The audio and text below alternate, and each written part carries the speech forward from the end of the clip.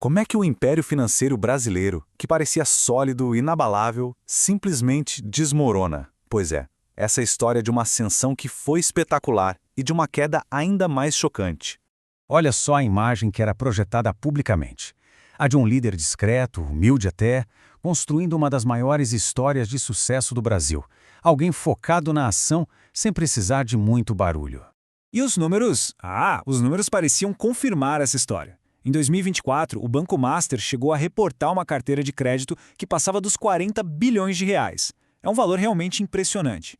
E o ritmo era alucinante. Isso representou um crescimento de 64,5% em um único ano. Algo quase inacreditável, fora da curva para qualquer banco. Para completar o cenário, o banco ainda afirmava ter conseguido um lucro de 1 bilhão de reais no ano. A pergunta que ficava no ar era: como? Como tudo isso era possível? Bom, para a gente entender como tudo ruiu, primeiro é preciso olhar para as bases dessa construção. Como essa imagem de sucesso foi criada e de onde veio a família Vorcaro.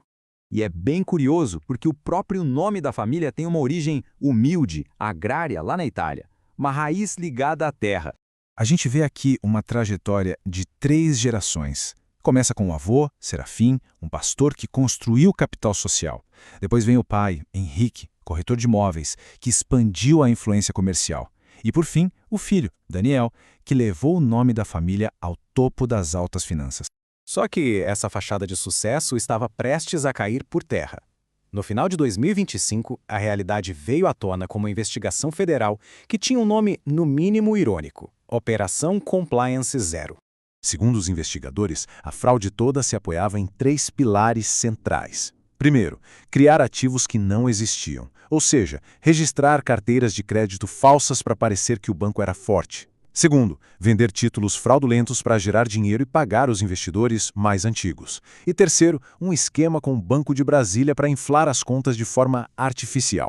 Sua familiar, não é? É, basicamente, a estrutura de um esquema Ponzi clássico. O que é realmente impressionante aqui é como isso foi montado dentro de uma estrutura bancária que deveria ser altamente regulada. O coração do esquema era uma jogada extremamente audaciosa. Eles teriam vendido 12 bilhões de reais em créditos que não existiam para um banco público, o Banco de Brasília. O objetivo era fazer o Banco Master parecer uma verdadeira joia, prontinho para ser vendido numa grande aquisição. A grande questão é, para onde foi todo esse dinheiro que, na teoria, não existia?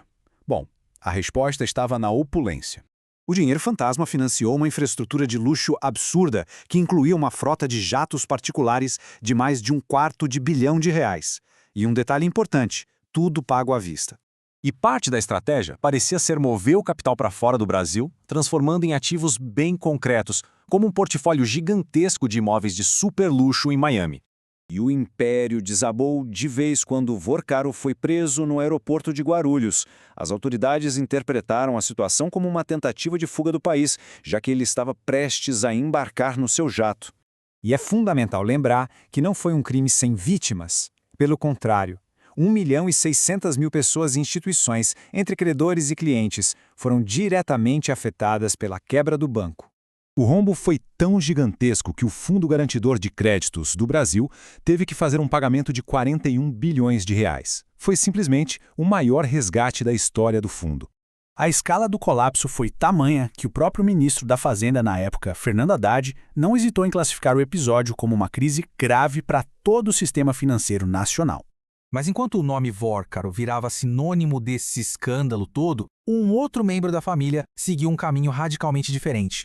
É um contraste gritante, né? Rafael Vorcaro, um parente, focou na chamada economia real, construindo uma carreira em inovação industrial e engenharia. É um lembrete de que um nome de família não dita um único destino. Voltando ao colapso do Banco Master, a investigação foi muito além da fraude financeira. Ela começou a expor uma teia de conexões políticas e jurídicas de alto nível que, supostamente, foi projetada para facilitar o esquema e até para silenciar os órgãos reguladores. No final das contas, fica uma reflexão muito importante. Uma falha de 41 bilhões de reais. É o colapso de um único homem ou é o colapso de um sistema inteiro que permitiu que isso acontecesse? É uma questão sobre responsabilidade, poder e as redes de proteção que, em tese, deveriam funcionar.